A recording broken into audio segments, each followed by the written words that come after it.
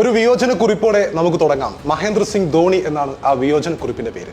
ഈ മത്സരത്തിൽ നമുക്കറിയാം 17 വർഷത്തെ ഇടവേളയ്ക്ക് ശേഷമാണ് ചെപ്പോക്കിൽ RCB റോയൽ ചാലഞ്ചേഴ്സ് ബാംഗ്ലൂർ വിജയിക്കുന്നത്. മത്സരത്തിൽ ഏറ്റവും പ്രധാനപ്പെട്ട ചോദ്യം മഹേന്ദ്ര സിംഗ് ധോണിക്ക് എന്തുകൊണ്ട് നേരത്തെ ഇറങ്ങിക്കൂടാ എന്നാണ്.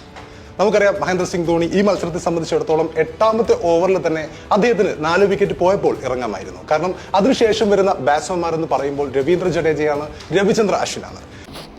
പ്രിയമുള്ളവരെ, കഴിഞ്ഞ ചെന്നൈ RCB കളിയിൽ ചെന്നൈ തോൽക്കുകയും അതിൻ്റെ പേരിൽ മഹേന്ദ്ര സിംഗ് ധോണി ഒരുപാട് വിവാദങ്ങൾക്കും വിമർശനങ്ങൾക്കും ഇരയാവുകയും ചെയ്തിട്ടുണ്ട്.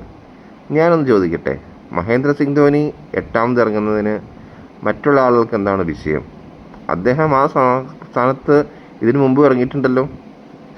അദ്ദേഹം ആ സ്ഥാനത്ത് മാത്രമല്ല, ചിലപ്പോൾ 3, 4, 5 ഒക്കെ ഇറങ്ങാറുണ്ടല്ലോ. അപ്പോഴൊന്നും വിഷയമില്ല. അദ്ദേഹത്തിന്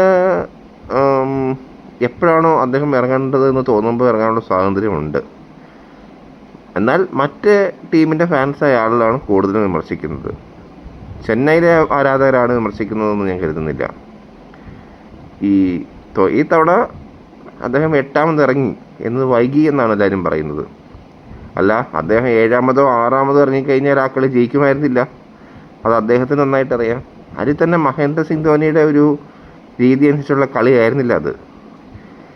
ക്രിക്കറ്റ് നന്നായിട്ട് അറിയാവുന്നവർക്ക് അത് മനസ്സിലാക്കാൻ സാധിക്കും. ഒരു 30 ബോൾ 70, 80 റൺസ് അല്ലെങ്കിൽ 90 റൺസ് എന്നൊക്കെ പറഞ്ഞു കഴിഞ്ഞാൽ അതൊന്നും ധോണിയുടെ കളിയല്ല. അത്രയും ഇന്നിങ്സൊക്കെ അടിച്ചെടുക്കണമെങ്കിൽ AB de Villiers അല്ലെങ്കിൽ വെസ്റ്റ് ഇൻഡീസിലെ ഏതെങ്കിലും ഒരു വലിയ കളിക്കാർക്കൊക്കെ പറ്റുള്ളൂ. നിക്കോളസ് പൂറനോ അങ്ങനെ ആരിലൊക്കെ ഉണ്ടെങ്കിലേ അത് സാധിക്കുള്ളൂ. അല്ലാണ്ട് മഹേന്ദ്ര സിംഗ് ധോണി ആ സമയത്ത് വന്നു കഴിഞ്ഞാൽ നടക്കുന്ന കാര്യമല്ല അത്. 30 ബോളിൽ 70 റൺസൊക്കെ അടിക്കുക, 80 റൺസൊക്കെ അടിക്കാനുള്ളത്.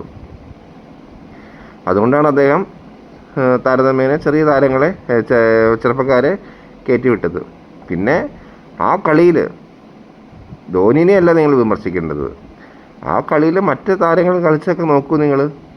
മറ്റുള്ള സച്ചിൻ രവീന്ദ്ര ഒഴികെയുള്ള താരങ്ങളെല്ലാം വളരെ മോശമായിട്ടാണ് കളിച്ചത്. ആരും ഞാൻ വേഗം ഔട്ടായ കാര്യമല്ല പറയുന്നത്. ചിലർ വേഗം ഔട്ടായി പോകുന്നുണ്ടാവും, അതൊരു തെറ്റല്ല. പക്ഷെ ബാക്കിയുള്ളവരൊക്കെ എന്താ കാണിച്ചത്? അവിടെ മുട്ടിക്കൊണ്ടാണ് ഇരുന്നത്. അവർ ആ റേറ്റിനനുസരിച്ച് കളിച്ചില്ല. അതിന് ധോണിയാണോ അതിന് ഉത്തരം പറയേണ്ടത്?